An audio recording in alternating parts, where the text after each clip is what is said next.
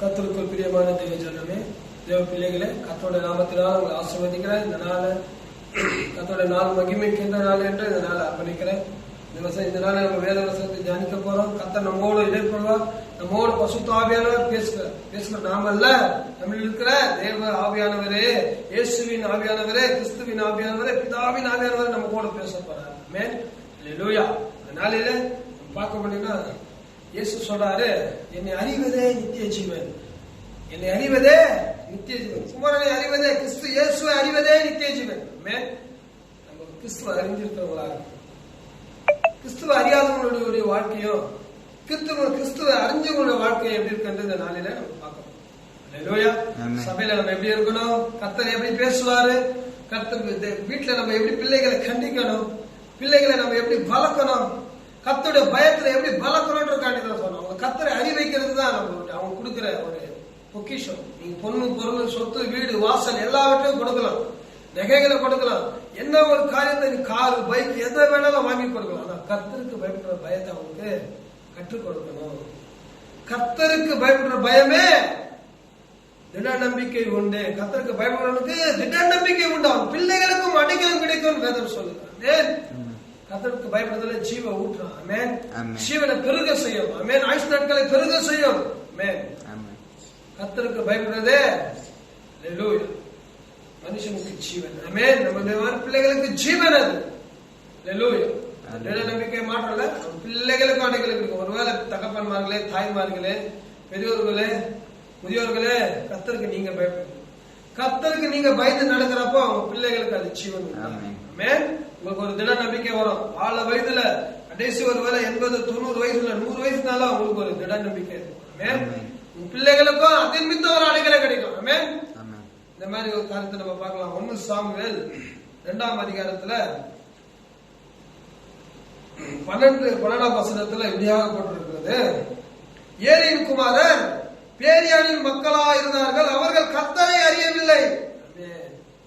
Eli ஒரு ஆசாரியன், கர்த்தரால் தெரிந்து கொள்ளப்பட்ட ஒரு ஆசாரியன், பலி செலுத்துறவன், பாவ நிவர்த்தி செய்தவன், இஸ்ரவேலை நியாயம் விசாரிக்கிறவன்.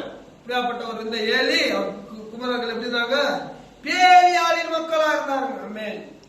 கர்த்தரை அறியாத யாருங்க, பேரியாளின் மக்கள் பைபிள் சுட்டி காட்டுறாங்க. நம்ம பிள்ளைகள் கர்த்தரை அறிகிறாங்களா, நம்ம அவங்கள அந்த வழியில நடத்த இருக்கிறோமா? அல்லேலூயா. அதனால நம்ம நிதாயத்தை அறிந்து பார்ப்போம். நம்ம பிள்ளைகள் எப்படி கர்த்தரால் போதிக்கப்பட்டாங்களா, எத்தனை வாட்டி ஜெபம் பண்ண கத்துக் கொடுக்குறீங்க, ஜெபிக்காம சாப்பிடாத, ஜெபிக்காம வேதம் வாசிக்காம தூங்காத, கர்த்தரை ஒரு நிமிஷமாவது நினைத்து பாருங்க சொல்லி வளர்க்கிறோமா? கர்த்தருக்கு பயப்படாத பயத்தை சொல்லி வளர்க்கிறோமா? இல்ல. நீங்களே ஒரு ஆராய்ந்து அறிந்து பார்ப்போம். நம்மளே நாம நிதானத்தை அறிந்து பார்ப்போம். இந்த காலத்தை நம்ம செய்திருக்கிறோமா? சபைக்கு வரோம், பாஸ்டர் கிட்ட நல்லா இங்க வந்து ஜெபிக்கிறோம், துதிக்கிறோம், ஆராதிக்கிறோம், காணிக்கை செலுத்துறோம், சாட்சி சொல்றோம். பிள்ளைகளை எப்படி வளர்க்கணும், அந்த சாட்சி உங்க வீட்டுல இருக்கா? அந்த பயம், கர்த்தருக்கு பயப்படுற பயம் நம்ம வீட்டுல இருக்கா? நம்ம ஆராய்ந்து அறிந்து பார்ப்போம். ஆமென். அல்லேலூயா. அல்லேலூயா. திஷாத ரிபாக்கரபா திஷோத்தர் ருபா தியாஷோ லவாக்கர தியாந்தலோ ஷத்ரபா. பாருங்க, இந்த ஆசாரி பிள்ளைகள் ஒரு சபை பாஸ்டர் மாதிரி இருக்கிற ஒரு ஆளு, அவங்க பிள்ளைகள் எப்படி கர்த்தரை அறியவில்லை. ஏன் எவ்வளவு மோசமா வளர்த்திருக்கிறார். ஏலி ஒரு மோசமான தகப்பன் சொல்ல முடியும். பிள்ளைகளை விளக்க தெரியாத ஒரு கடினம், பிள்ளைகள் மேல செல்லம், அதிகமா பாசம் காட்டி காட்டி கர்த்தருக்கு பயப்படாத பயத்தை. இதன் மித்தம் ஏலிகிட்ட நிறைய பாட்டி ஆண்டவர் சொல்றாரு, உன் பிள்ளைகளை நீ அடக்கு, உன் பிள்ளைகளை அடக்கு, நேர் வழிபடுத்து, அவங்க கோடலான பாதைகளை நீ சபையாக்கு, கரடான பாதைகளை நேரா மாற்று. எனக்கு அவங்க பிரியமில்லாத காரியங்களை செய்யறாங்க, அவங்க பாவைய சந்ததிக்கு வந்தது. பாருங்க, 14ஆம் அதிகாரத்துல ஆண்டவர் சொல்றாரு, ஆதலால் அந்த வாலிபரின் பாவம் கர்த்தருடைய சந்ததியில் மிகவும் பெரியதாயிருந்தது, மனுஷர் கர்த்தரின் காணிக்கையை வெறுப்பாய் எண்ணினார்கள். ஆமென். அதுல நம்ம மென்ஷன் பண்ண வேண்டியது என்னன்னா, ஆதலால் அந்த வாலிபரின் பாவம் கர்த்தருடைய சந்ததியில் மிகவும் பெரியதா இருந்தது. நீங்க நம்ம பாவம் கிருபையில பூர்ணப்படுற மாதிரி பாவம் பூர்ணப்படக்கூடாது, மரணம் தான் வரும். கிருபை பூர்ணப்பட பிறகு உனக்கு ஜீவன் கொடுக்கும். கர்த்தருக்கு பயப்படுறவனுக்கு கிருபை சூழ்ந்து கொள்ளும் வேதம் சொல்லுது. ஆமென். கர்த்தரை பயப்படுறவனுக்கு கிருபை சூழ்ந்து கொள்ளணும். உனக்கு காப்பாற்றும். மேலில இங்க பாருங்க, அதெல்லாம் அந்த வாலிபரின் பாவம் எங்க போச்சு? கர்த்தர் சந்ததியில மிகவும் பெரியதா இருந்ததுதான். அல்லேலூயா, ஆமென். அதனால மனுஷனோட கர்த்தரின் காணிக்கை வெறுப்பா எண்ணினார்கள். அல்லேலூயா, நீ என்ன வேணா காணிக்கை கொடுக்கலாம், அதெல்லாம் வெறுப்பா போயிடும். மனுஷன் அந்த காணிக்கை சத்துரு அப்பா அம்மா கொடுக்குற காணிக்கை கர்த்தர் சந்ததியில அந்த கணக்கில் வராது. அதனால காணிக்கை கொடுத்தா என் பாவம் நிவர்த்தி ஆகும் இல்லை, ஆவாது.